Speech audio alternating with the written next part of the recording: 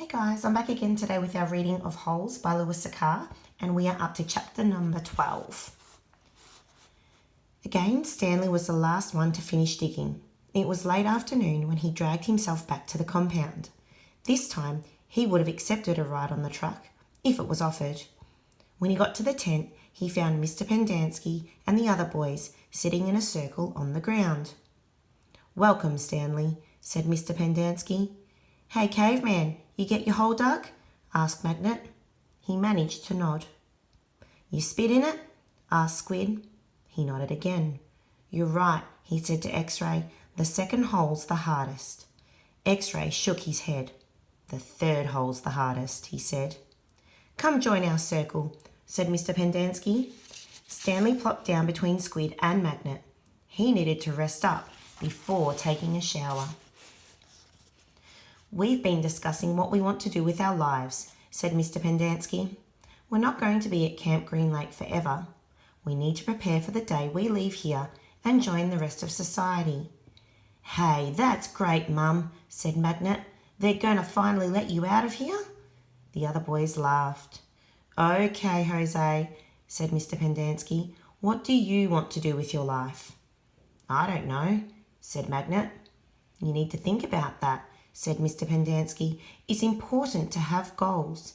Otherwise, you're going to end up right back in jail. What do you like to do?"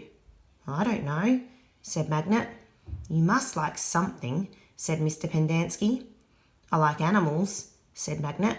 "Good," said Mr. Pendanski. "Does anyone know of any jobs that involve animals?" "Veterinarian," said Armpit. "That's right," said Mr. Pendanski. "He could work in a zoo," said Zigzag. "He belongs in the zoo," said Squid. Then he and X-Ray laughed. "How about you, Stanley? Any ideas for Jose?" Stanley sighed. "Animal trainer," he said. "Like for the circus or movies or something like that." "Any of those jobs sound good to you, Jose?" asked Mr. Pendanski. "Yeah, I like what Caveman said about training animals for movies. I think it would be fun to train monkeys." X-Ray laughed. "Don't laugh, Rex," said Mr. Pendanski. "We don't laugh at people's dreams. Someone is going to have to train monkeys for the movies." "Who are you kidding, Mum?" asked X-Ray. "Magnet's never going to be a monkey trainer." "You don't know that," said Mr. Pendanski. "I'm not saying it's going to be easy. Nothing in life is easy, but that's no reason to give up. You'll be surprised what you can accomplish if you set your mind to it. After all, you only have one life, so you should try to make the most of it." Stanley tried to figure out what he'd say if Mr. Pendanski asked him what he wanted to do with his life. He used to think he wanted to work for the FBI, but this didn't seem the appropriate place to mention that. "So far, you've all done a pretty good job at messing up your lives," said Mr. Pendanski. "I know you think you're cool." He looked at Stanley. "So you're caveman now, huh?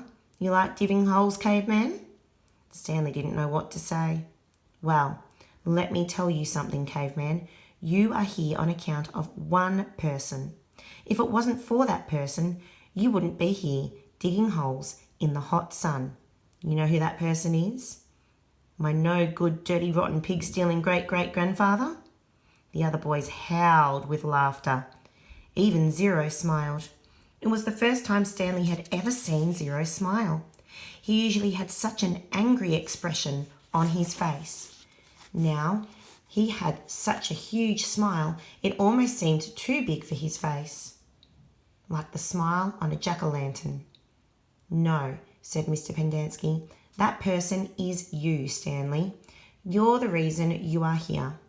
You're responsible for yourself. You messed up your life and it's up to you to fix it. No one else is going to do it for you. For any of you." Mr. Pendanski looked from one boy to another.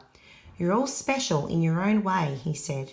"You've all got something to offer. You have to think about what you want to do, then do it. Even you, Zero, you're not completely worthless." The smile was now gone from Zero's face. "What do you want to do with your life?" Mr. Pendanski asked him. Zero's mouth was shut tight. As he glared at Mr. Pendanski, his dark eyes seemed to expand. What about it, Zero? Asked Mr. Pendanski. What do you like to do? I like to dig holes. That's it for chapter 12, guys. Let's take a look now at the questions. So number 1, the mild questions. A, Mr. Pendanski is a firm but fair character. Do you agree with this statement? B, what evidence can you find in the text to support your view? And C, describe a person in your life who is firm but fair. What does this person have in common with Mr. Pendanski? Number 2, the warm questions. A, Mr. Pendanski tells Stanley, you messed up your life and it's up to you to fix it. Do you agree with this? B, listen to chapter 6 again, and this has been linked, and use evidence from this chapter to support your answer. And then number 3, the spicy questions. Mr. Pendanski asked the boys what they want to do with their life. Consider what you want to do with yours by answering the following questions. A, what are the things you are most passionate about? B, what are your greatest accomplishments in life so far? C, if your life had absolutely no limits, what would you choose to do? D, who do you admire the most in the world and why? E, what do you not like to do? And F, considering your answers to the above questions, what do you want to do with your life?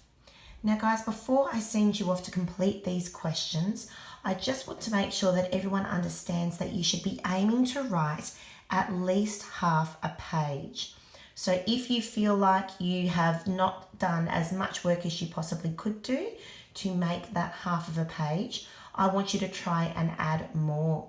So remember, you could do the mild questions, and then if you think you need a little bit more, you could go ahead and go on with the warm questions. So there's no stopping you from extending yourself with any of these. The other thing I wanted to mention is to make sure that you're writing your heading, today's date, and the name, the question itself. Or you could put your sentences in question answer form. Okay, so looking forward to seeing all of your uploads. Good luck, and I will see you tomorrow with chapter number 13. Bye for now.